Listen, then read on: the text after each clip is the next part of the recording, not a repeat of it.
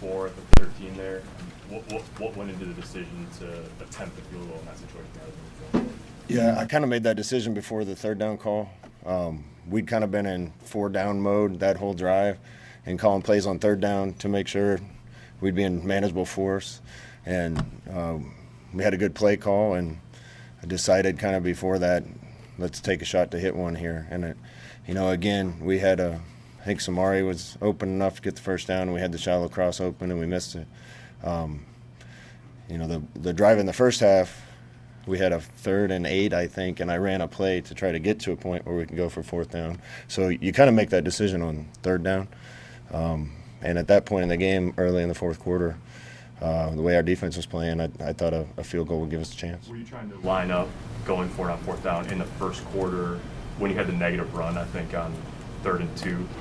You ended up. Yeah, that was the play. Adrian ran it. I think that's what you're talking about. The running back kept it. It was 3rd and 2. Got stuffed going in. I don't remember which play you're talking about. What do you know about the variables about your kickers all season long? I know hindsight's 20/20, but we're in that mode. Do you rethink that decision to not go for the 4th down? Yeah, absolutely. That was a chip shot. He's been kicking really well. Wish I had it back now. Obviously, you second guess yourself. But again, to try to make it a 3-point game, that's the right football decision. Whether or not it was the right situational decision, knowing what I know now, I would have done something else. Scott, what do you make of the special teams all day? Just some errors in the punt game, and obviously the field goals too, and how that contributed to everything. Yeah, again, you'll never get me to run down any one kid. I never do that. These are my guys. I love them. But it isn't special teams right now. It's specialists, and that's been kind of the issue for a while. Coach, your thoughts on pass protection overall today? Not good enough. We had to run a lot of max. No, they're really good. I should have started this whole thing with that. They got a elite talent at every position. I thought our secondary, they gave up a lot of yards to one kid, but just overall them battling against that caliber of player was impressive. That caliber of running back and giving up the rushing yards that we did. Man, these guys are fighters. There's some things we're not doing well enough, and I think this far into the season, everybody sees some of those things. One of them's pass pro. We just got to be better. We have to call too many max pro things and boots with extra guys in, and that kind of limits us a little of what we can call and get going fast and get rhythm, and kind of limits the routes you can run. And that's something we just got to keep working on. Now we're young up front. There's some guys banged up front. Losing Teddy certainly didn't help, but in general, people get on Adrian pretty hard. Sometimes he deserves it. Sometimes we got to do a better job around him, and protection's one of those areas. He didn't look real comfortable running the ball early in the game, but he did in the second half. I mean, did you sense that he sort of got into a rhythm as the game went along? Yeah, listen, again, I've been on the high side around here and the left side around here, and Adrian's been playing with a broken jaw and a high ankle sprain, and I feel good going into bye week saying that because he's past it.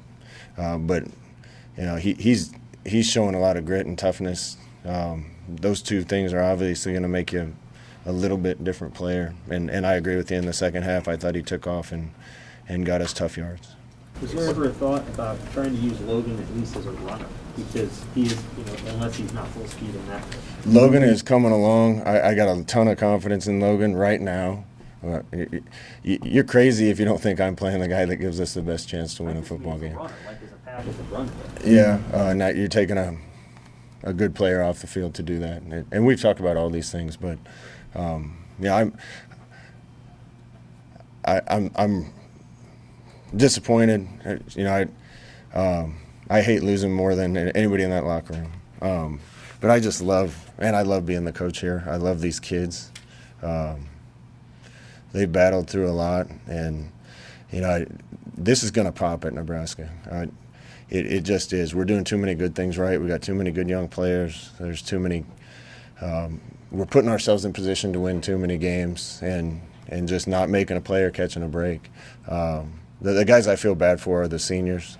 because JoJo and Stilly and Deontay and Markel and a lot of those guys have just poured everything they got into this game. Thought JoJo played an unbelievable game. Those guys are the heart and soul, and I feel bad for them. For the rest of these young guys, they're doing a lot of really promising things. Scott, the jaw for Adrian, that was at Michigan State, obviously, but the ankle was against Michigan then, so he. No, ankle was in practice. We had a ball on the ground and somebody dove on it and rolled up on him. Tuesday of Minnesota. Given the opponent, was this the best your defensive play this season, maybe in your tenure as head coach? Yeah, hard to say. I thought they played it's hard to say you played better than holding Michigan State to 15 yards in the second half. And again, this isn't against bad opponents. Ohio State's an elite team, and they're going to have a chance to be in the playoff, depending on the Michigan and Michigan State games. And Ryan does an unbelievable job with those guys. And but for the caliber of player they have on offense, I was really impressed with the D. And secondary in particular, we gave up the one long one, and the one kid had a lot of plays. But man, those are some elite receivers, and they battled. How difficult have those discussions been internally with Adrian and playing with a broken jaw as you went week to week? Did he risk hurting that earlier in the year after? Yeah, he had about 3 decisions, and I'll let him talk about it more, his decision to do it. He had about 3 decisions, one that would have kept him out for a while and one for the rest of the year and one to go. And yeah, he loves the team and made that decision. How do you balance where this feeling probably today where you're so close against an elite team with also the big picture record and the bowl game now being out of the question? Yeah, listen, like I said, man, I bleed for Nebraska. I've lived in O'Neill and Lincoln and McCook and Wood River and was born in Crete, and I bleed for this. And we're giving everything we have and pouring everything we have into this, and nobody's more disappointed to me. That hasn't happened yet, but there's too many good things happen for us to not get over this hump. And you know, I let you guys wrote about it a lot. I let the team, the captains, talk to the team after the game, and I told them today, don't hang your head. They should be proud of the way they played. They keep putting themselves in position to have a chance to win against really good competition, and we're doing a lot of things right. They just got to keep doing them and keep putting ourselves in position to win games. The one thing that I'll be critical of myself and the team is if we play with that much spirit in every game, I think we have a couple more wins.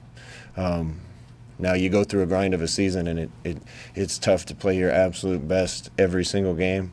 But I never want us to look back. There was guys jumping around on the benches and on the sideline, and that's the passion that Nebraska fans want to see. That's the passion that I want to see. One or two more for Scott, what can you say about the effort that JoJo gave today, and might he or anyone else have a decision to make about opting out because of his or their health? JoJo's playing hurt right now too, and made a decision to play today because he loves his team and his coaches. I don't know what decision he'll make going forward, but it won't be because he's opting out. I don't see that happening with our guys. Got one more on the 4th down play. Does the fact that you're a big underdog play into the psychology of a situation like that? You know? Yeah. Again, I made a decision in the first half on a 3rd and 7 or 8 to try to run the ball to put ourselves in a position where I go for it on 4th down. And earlier in that drive we had. That was a 3rd and 5, and we had a play call that we liked. It worked. We didn't convert. Yeah, those are decisions when something doesn't work. You question it. If we complete the ball and he walks in the end zone, you're happy. If you got a guy open on 3rd down, why not trust your offense to make another play? Well, I was also trusting my defense at that point. So, hindsight, we can question that a lot. You can't say we've lost games because of bad clock management and bad decisions and those types of things. That one I question myself, but if we hit the play, we're not talking about it. Is Sevion Morrison, was he available today, or is he? Say missed a couple of days of practice because of a family issue and wasn't available.